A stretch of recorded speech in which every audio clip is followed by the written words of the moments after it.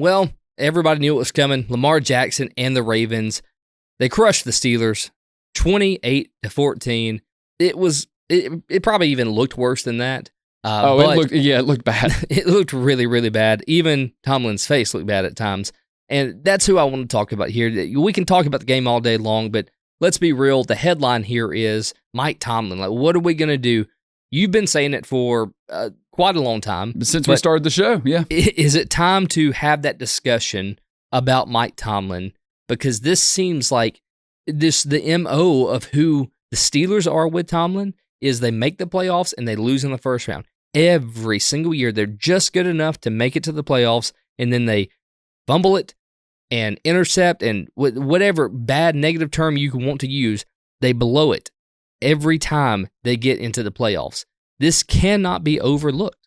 I agree with you 100%, Ryan. As you know, like I've been saying it, and not as in like a bad thing, not as in like he's a bad coach. It's just at a certain point, what I've said is, if you're a Steelers fan, you have to ask yourself, is it enough? Am I happy winning 10 games every year and then making the playoffs and getting destroyed in the first round? No, I wouldn't be happy like that. It's better than being a terrible franchise and winning 3 games and picking at the top of the draft. But at least when you do that, you've got a chance at like drafting a great quarterback and turn it around.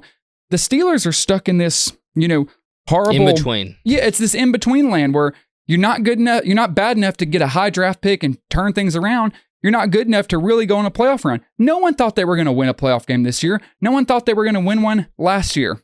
I have a graphic here showing Tomlin's playoff results. Let's take a look at it. This is since 2017. So basically the drought. As you can see, 2017, 13-3 season, lost to the Jaguars 42-45.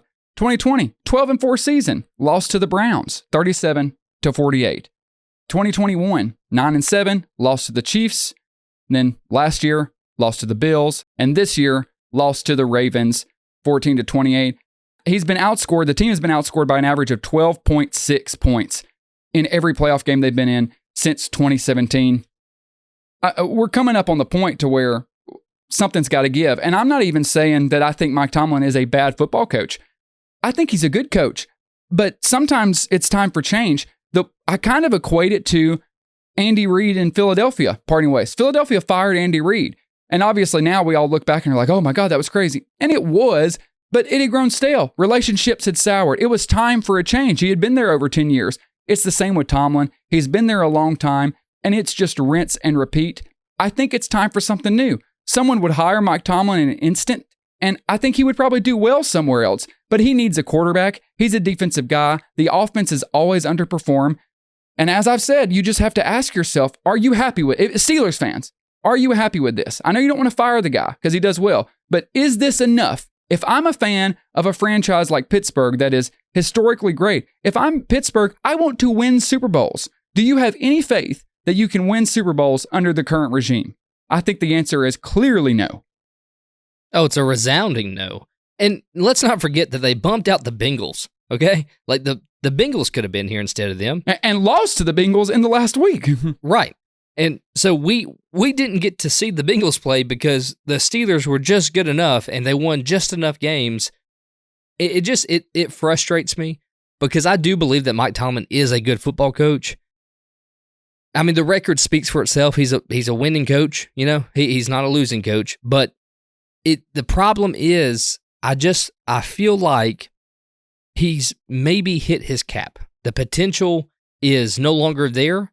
I think it may be time to move on. Maybe Tomlin needs a change of scenery. That's what I'm saying. That's exactly what I'm saying. Maybe he needs to get that fire reignited back into the sales and start fresh with a new team. And, maybe we see something like that happen. I don't know. I think if you told me he leaves Pittsburgh and goes to another team and takes them and wins playoff games, I can totally see that happening. Yeah. 100%. But it just, he could go to the Jags. Hey, sometimes relationships run their course. And that's what it feels like here. It feels like he needs to go somewhere, kind of like what you were saying about Dan Quinn taking over Washington. I'm not comparing him to Dan Quinn. It seems Mike Tomlin's a better coach than Dan Quinn. Maybe not. We'll see. But Dan Quinn's got a quarterback. And you just have to have a quarterback to really win in this league. And the thing that really gets me, and then I'll get off my soapbox, what we always say about Steelers teams, Ryan, with under Tomlin. Oh, well, yeah, they don't have an offense, but they're tough. oh, they're physical and their defense is good and they come to fight. If I was a Pittsburgh fan, I would be fucking embarrassed of that performance against the Ravens. And there's tape on Twitter showing the lack of effort. Ryan, I made a joke to you. I said, those guys have got to get on the red eye to Cabo that night. They're just ready to get out of the stadium. They did not show up. I can't remember the last time a playoff team in the playoffs looked like they didn't want to be there. And you can say that's an indictment on whoever you want, but it's got to stop somewhere. And to me, that's kind of an indictment on the head coach. The way the Steelers looked in that game against the Ravens, I know they had no chance to win. They looked pathetic, and it's inexcusable. Yeah, you're exactly right. We always talk about how tough they are. They're tough. They're frisky. All that. Well, that lasts all the way up until the wild card round, and then the inevitable happens. Toughness is outmatched by talent.